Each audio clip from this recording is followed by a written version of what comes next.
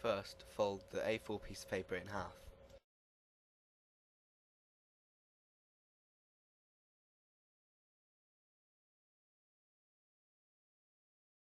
At one side of the paper, fold the paper so the edges line up. Turn the paper over and do this on the other side.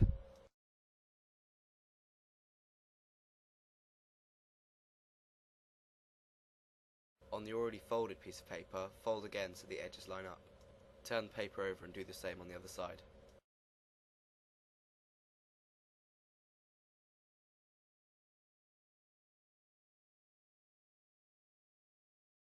Fold the wings so there's a small amount of paper on the underside to be held.